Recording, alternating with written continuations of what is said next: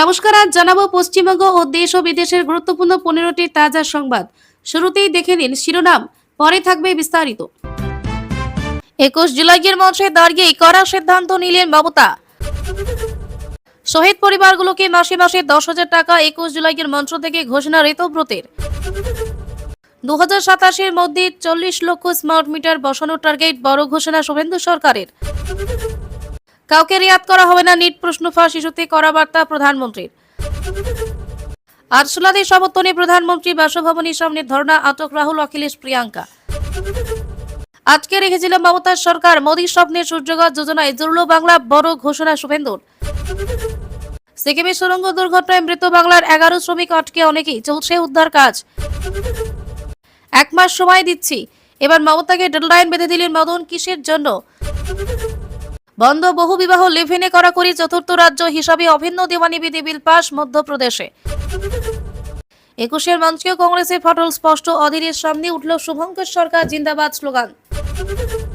ফের গ্রেপ্তার অসিত, মমতার শহীদ সমাবেশে যাওয়ার আগে ধৃত হুগলি জেলা তৃণমূল সভাপতি। তৃণমূল আমলে বাধা পেয়ে সৌজন্য 21শে জুলাই কর্মসূচিতে জল বিস্কুট এগিয়ে দিলেন বিজেপি কর্মীরা। আগ্নেয়াস্ত্র দেখিয়ে জোর করে জমি দখল, বাঁকুড়ায় গ্রেপ্তার প্রভাবশালী তৃণমূল নেতা। আগামী দিনে মেকআপ হয়ে যাবে ডিএ দিয়ে আশ্বাস শুভেন্দুর। 21শে জুলাইয়ের আসার প্রস্তুতির সময়ের গ্রেপ্তার মমতাপন্থীর এমএলএ। এতক্ষণ শুনলেন খবরের শিরোনাম, এবার আসছে বিস্তারিত খবরে। তৃণমূল কংগ্রেসের 21 জুলাইয়ের সমাবেশকে ঘিরে এবছর রাজনৈতিক আবহ ছিল অন্যরকম। সংগঠনের অভ্যন্তরীণ টানাপোড়েনের মাঝেই কলকাতার বিড়লা তারামণ্ডলের সামনে সভা থেকে বিদ্রোহী শিবিরকে কড়া বার্তা দিলেন তৃণমূল নেত্রী মমতা বন্দ্যোপাধ্যায়। স্পষ্ট ভাষায় জানিয়ে দিলেন, দল ছেড়ে যাওয়া নেতারা ফিরে আসতে চাইলেও তাদের আর দলে জায়গা হবে না। বিদ্রোহীদের কি বললেন মমতা বন্দ্যোপাধ্যায়? এদিন শহীদ দিবসের মঞ্চ থেকে একের পর এক কড়া বার্তা দেন মমতা বন্দ্যোপাধ্যায়। এদিন শাসক দলকে কটাক্ষ করার পাশাপাশি বিদ্রোহী নেতাদেরও এক হাত নেন তৃণমূল নেত্রী। 21 জুলাইয়ের সভামঞ্চ থেকে বিদ্রোহী নেতাদের উদ্দেশ্যে মমতা বলেন, ক্ষমা করুন, আপনাদের আর প্রয়োজন নেই। নব্য তৃণমূলে কটাক্ষ করে তার মন্তব্য, বিজেপির পাশ বালিশ না হয়ে বিজেপিতে যান। পাশাপাশি শহীদ দিবসের সভায় উপস্থিত কর্মীদের উদ্দেশ্যে তিনি বলেন, আমার পিছনে কয়েক লক্ষ মানুষ দাঁড়িয়ে আছে, সামনে কুল কিনারা নেই, দেখবেন যে পদপিষ্ট মতো ঘটনা যেন না ঘটে। গতকাল সারা রাত আমি অভিষেক, ডেরেক, মহুয়া, কল্যাণ, উপাসনা, দোলা সহ অসংখ্য কর্মীরা লড়াই করে গিয়েছে। 21 জুলাই শহীদ পরিবার নানা প্রলোভন, নানা ভয় দেখানো সত্ত্বেও আমার এখানে এসেছেন। এরপর সভার আগের রাতেই মঞ্চে হামলার অভিযোগ তুলে বিস্তারিত বর্ণনা দেন তৃণমূল নেত্রী। তার দাবি, পরিকল্পিতভাবে সভার প্রস্তুতিতে বাধা দেওয়ার চেষ্টা করা হয়েছিল। মমতা বলেন, রাত 10টায় মঞ্চ ভেঙেছিল, সাউন্ডের তার কেটায় 600 বাইক বাহিনী আসে। দোলা আমাকে জানাই, আমি নিজে চলে আসি কল্যাণকে নিয়ে। যারা লড়াই করেছেন তাদের মুখ চিনে নিয়েছি। রাত 11টায় আবার আসে, সাউন্ডের তার কাটে। বিজেপি তার কাটা পার্টি। আমি সকাল 7টার পরে বেরিয়েছি, কারণ ওদের টার্গেট ছিল রাত 2টো থেকে সকাল 7টা অবধি অশান্তি করবে। বাইক নিয়ে লুম্পেন বাহিনী ঘুর বেরিয়েছে, তার কাটার দল তার কেটে গিয়েছে। ভোর 7টায় মালদা থেকে কয়েকজন এলো। বারবার হামলা হওয়ার সময় পুলিশকে বললেও পুলিশ আসেনি। সারা রাত আমাদের জ্বালিয়েছে, ভুগিয়েছে।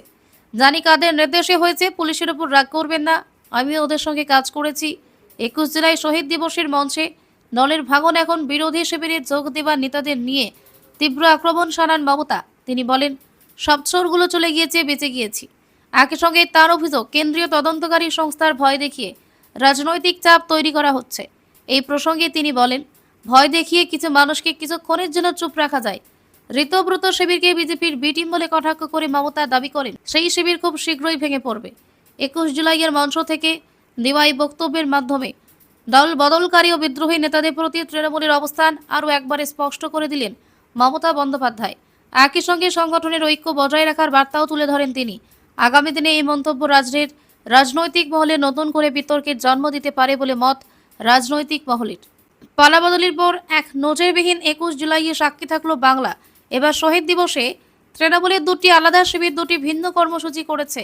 এদিন মেয়র রোডের সভা থেকে নামনগরে কালীঘাট তৃণমূলকে নিশানা করেন তৃণমূল ঋতব্রত বন্দ্যোপাধ্যায়। একই সঙ্গে 21 জুলাইয়ে শহীদদের পরিবারগুলির জন্য আর্থিক সহায়তার প্রতিশ্রুতিও দেন তিনি। 21 জুলাইয়ের মঞ্চ থেকে বিস্ফোরক ঋতব্রত এদিন বলেন, শহীদ দিবস কোনো রিয়ালিটি শোয়ের মঞ্চ নয়, এটা কোনো কাটওয়াকের জায়গা নয়, বাস থেকে নামিয়ে তারকাদের নিয়ে মঞ্চে আলোকিত করার জায়গা নয়। রোজ যারা লড়াই করেন তারা প্রাপ্য মর্যাদা পাননি। উলুবেড়িয়া পূর্বের বিধায়কের অভিযোগ, রাজ্যের নানা জায়গায় নব তৃণমূলের কর্মীরা আক্রান্ত, রক্তাক্ত হয়েছেন। এমনকি মহেশতলায় বিজেপির এক মণ্ডল সভাপতি বাস বের করে না হুমকি দিয়েছে। সভা শেষ হওয়ার পর এই ঘটনা নিয়ে থানায় অভিযোগ দায়ের করা হয় বলে জানান তিনি। একই সঙ্গে বলেন, বিজেপি যদি ভাবে আমাদের রক্তচক্ষু দেখিয়ে ঠেকাবে তাহলে তারা ভুল করছে। এদিনের মঞ্চ থেকে রাজ্যের প্রাক্তন মুখ্যমন্ত্রী তথা তৃণমূল নেত্রী মমতা বন্দ্যোপাধ্যায়ের উদ্দেশ্যে প্রশ্ন ছুড়ে দেন ঋতব্রত। তিনি প্রশ্ন করেন, দিদি এত বছর পার হয়ে গেলেও 21 জুলাইয়ের তদন্ত কমিশনের রিপোর্ট কেন প্রকাশ্যে আসেনি? এরপরই শহীদ পরিবারগুলির জন্য মাসে মাসে আর্থিক সহায়তার প্রতিশ্রুতি দেন তিনি। ঋতব্রত বলেন, দলের তহবিলে বিপুল পরিমাণ টাকা আছে, সেই টাকার সুদ দিয়ে কর্মীদের সাহায্য করা সম্ভব। তার দাবি, প্রায় 1000 কোটি টাকার বেশি অর্থের সুদের হিসাব প্রকাশ করে শ্বেতপত্র সামনে আনা হোক। নতুন তৃণমূলের বিধায়কের ঘোষণায় টাকা হাতে এলে সর্বভারতীয় তৃণমূল কংগ্রেসের তরফ থেকে 21 জুলাইয়ের সকল শহীদ পরিবারের হাতে মাসে মাসে 10,000 টাকা করে দেওয়া হবে। তিনি আরও জানান, দল কত টাকা খরচ করছে প্রত্যেক 3 মাস অন্তর সেই হিসাব ওয়েবসাইটে প্রকাশ করা হবে। ঋতব্রত এদিন দাবি করেন, শহীদদের সঙ্গে চুরি হয়েছে। তার দাবি, বালি কয়লা সহ অনেক কিছু চুরি হয়েছে, তবে শহীদদের সঙ্গে কখনো এমন চুরি হয়নি। স্মার্ট মিটার নিয়ে রাজ্য জুড়ে বিতর্ক থামার নাম নেই। বিভিন্ন জেলায় গ্রাহকদের একাংশের বিক্ষোভ ও আপত্তির মাঝেই প্রকল্পের কাজ চালিয়ে যাওয়ার সিদ্ধান্তে অনড় পশ্চিমবঙ্গ সরকার। এদিকে সংসদে কেন্দ্রের তরফে জানানো হয়েছে, ইতিমধ্যে রাজ্যে বিপুল সংখ্যক স্মার্ট মিটার বসানোর অনুমোদন মিলেছে এবং নির্দিষ্ট সময়সীমার মধ্যে প্রথম ধাপের কাজ শেষ করার আশ্বাস দিয়েছে রাজ্য। স্মার্ট মিটার নিয়ে বড় পরিকল্পনা সরকারের। পশ্চিমবঙ্গে মোট 2,10,00,000-এর বেশি স্মার্ট মিটার বসানোর ছাড়পত্র দেওয়া হয়েছে বলে জানান কেন্দ্রীয় বিদ্যুৎ প্রতিমন্ত্রী শ্রীপাদ নাইক। এর মধ্যে প্রায় 2,07,00,000 মিটার সাধারণ ও বাণিজ্যিক বিদ্যুৎ গ্রাহকদের সংযোগে ব্যবহার করা হবে। পাশাপাশি বিদ্যুৎ বণ্টন ব্যবস্থাকে আরও আধুনিক করতে ট্রান্সফার এবং ফিডার স্তরে স্মার্ট মিটার বসানোর পরিকল্পনা রয়েছে।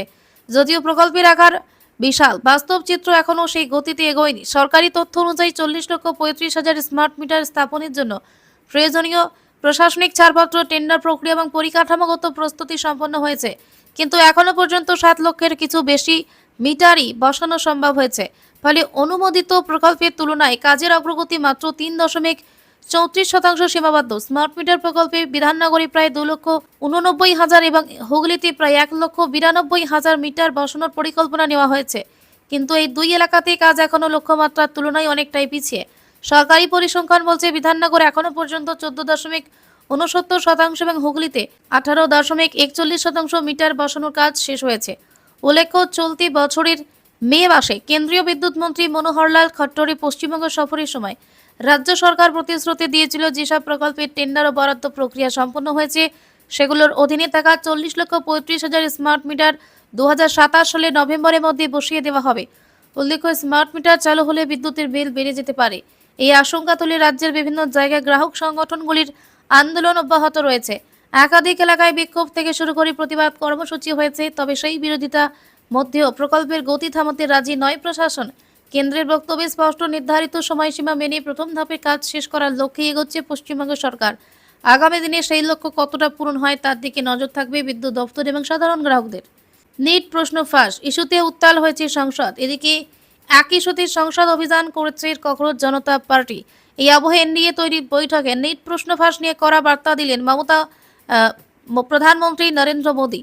আজ এনডিএ সংসদের সঙ্গে বৈঠক করেছেন প্রধানমন্ত্রী নরেন্দ্র মোদী। এই বৈঠক থেকে নিট প্রশ্ন ফাঁসের সঙ্গে জড়িতদের বিরুদ্ধে কঠোরতম শাস্তির পক্ষে সওয়াল করেন তিনি। একই সঙ্গে প্রধানমন্ত্রী বার্তা, প্রশ্ন ফাঁস রোধ করা শুধু সরকারের নয়, সমগ্র দেশের দায়িত্ব। কি বার্তা দিয়েছেন প্রধানমন্ত্রী? নিট প্রশ্ন ফাঁস নিয়ে বিতর্কে কি বার্তা দিয়েছেন প্রধানমন্ত্রী নরেন্দ্র মোদী, সেই বিষয়ে সংবাদ মাধ্যমকে বিস্তারিত জানিয়েছেন কেন্দ্রীয় মন্ত্রী কিরেন রিজিজু। তার কথায়, প্রধানমন্ত্রী সবাইকে একযোগে একটি নির্ভুল পরীক্ষা ব্যবস্থা গড়ে তোলার আহ্বান জানিয়েছেন, যাতে ভবিষ্যতে কোনো পরীক্ষায় প্রশ্ন ফাঁসের ঘটনা না ঘটে। প্রধানমন্ত্রীর স্পষ্ট বার্তা, অপরাধীদের কাউকে রেয়াত করা হবে না। তিনি আরও জানিয়েছেন, কেউ কেউ প্রশ্ন ফাঁস ইস্যুতে রাজনীতি করছেন।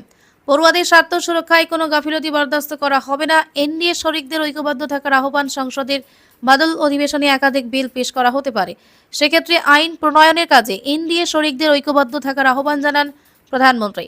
বিরোধী দলগুলির প্রতিও গঠনমূলক ভূমিকা পালনের আবেদন জানিয়ে তিনি বলেন, রাজনৈতিক মতপার্থক্য থাকলে দেশের ভবিষ্যৎ যুব সমাজের স্বার্থে সব সংসদেরই একসঙ্গে কাজ করা উচিত।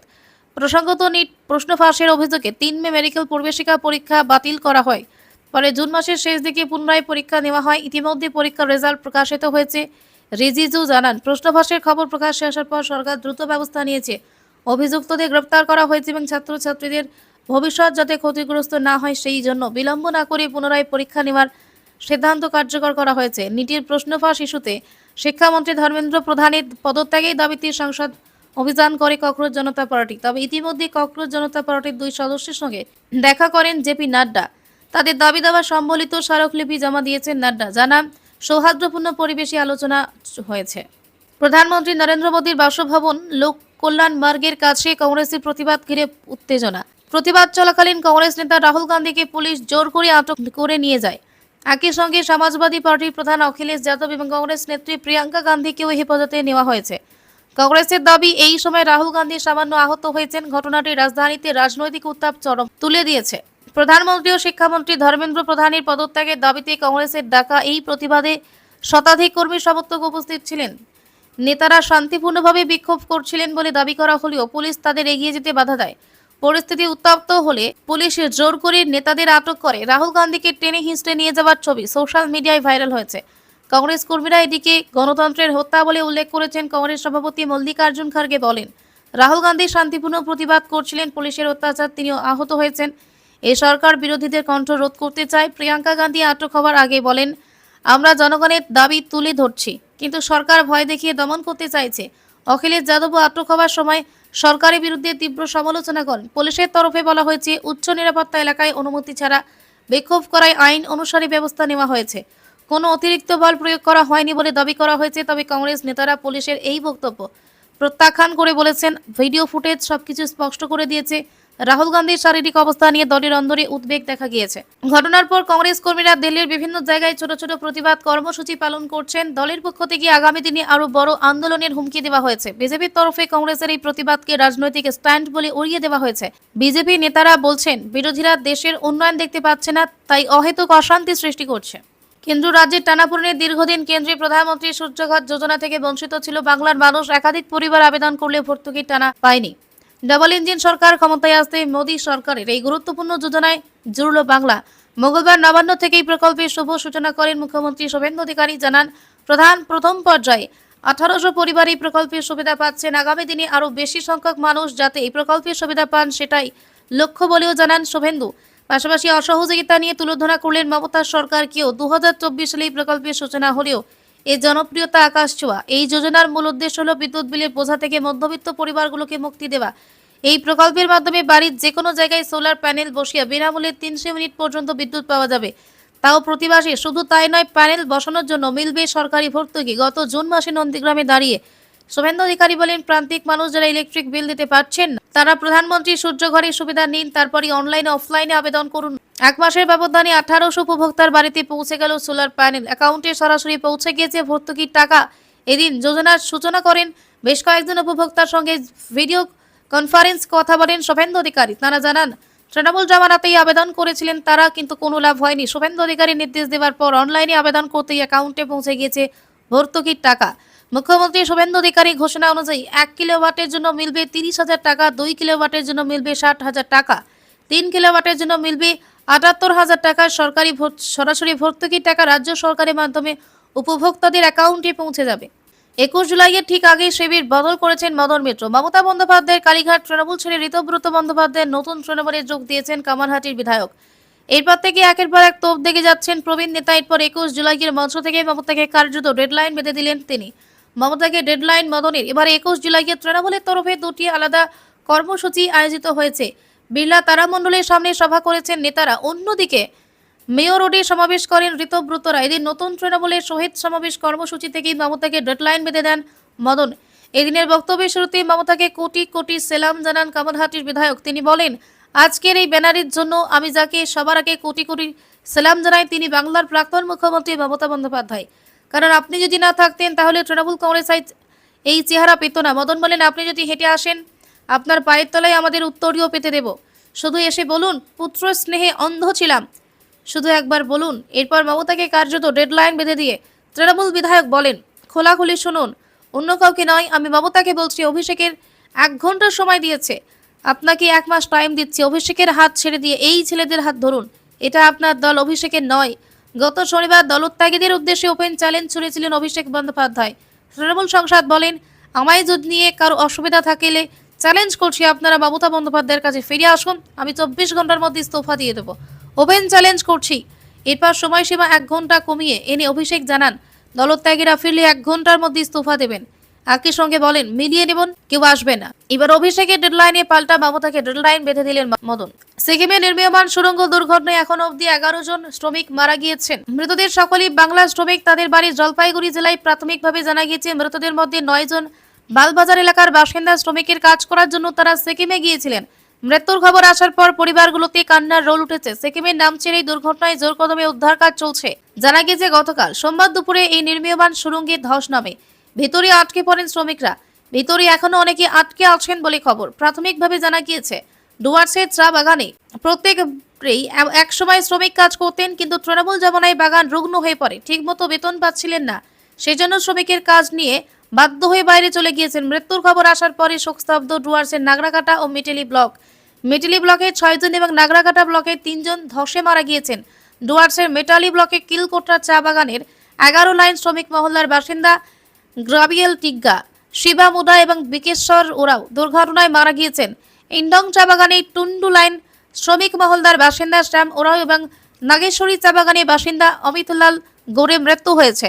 মেটেলি ব্লক ছাড়া নাগরাকাটা ব্লকের বাসিন্দা 3 জনের মৃত্যুর খবর মিলেছে। গ্রাসমোর চা বাগানের বাসিন্দা আনন্দ টপ্পু, সুখানি বস্তির বাসিন্দা অর্জুন সতওয়াল এবং শুল্কাপাড়া বাসিন্দা বালো ওরাও রয়েছেন। এছাড়া কয়েকজন নিখোঁজ রয়েছে। বানারহাট ব্লকে বেন্নাগড়ি গ্রাম পঞ্চায়েত অধীনে থাকা তেলিপাড়া চা বাগানের বাসিন্দা আদেশ ওরাওয়ের মারা যাওয়ার খবর রয়েছে। প্রবল দুর্যোগের পরিস্থিতিতে লাল সতর্কতা জারি সিকিমে। তার মধ্যে ঘটে গেল এই মর্মান্তিক দুর্ঘটনা। প্রায় 250 মিটার দীর্ঘ টানেলটি সিকিমের প্রথম ডাবল লেন টানেল। পূর্ব সিকিমের পকিয়ং জেলার নামচি ও রংপুর সংলগ্ন মামরিং এলাকায় এই সুড়ঙ্গ তৈরি কাজ চলছে। এটি 10 নম্বর জাতীয় সড়কের তিস্তা স্ট্রিট 4 জলবিদ্যুৎ প্রকল্পের কাছাকাছি। এটি সিকিমের সঙ্গে নাথু লাপাসের সংযোগকারী কৌশলগত পথ। টানেলটি চালু হলে গ্যাংটকমুখী পর্যটক এবং লাথু লাপাসগামী সেনাবাহিনী যানবাহনগুলির সহজে যাতায়াত করতে পারবে। আর সেই সুড়ঙ্গ তৈরি হওয়ার আগেই ঘটে গেল এমন দুর্ঘটনা। এই দুর্ঘটনায় শোক প্রকাশ করেছেন রাজ্যের মুখ্যমন্ত্রী শুভেন্দু অধিকারী। রাজ্যের থেকে আধিকারিকরাও সিকিমে পৌঁছেছেন।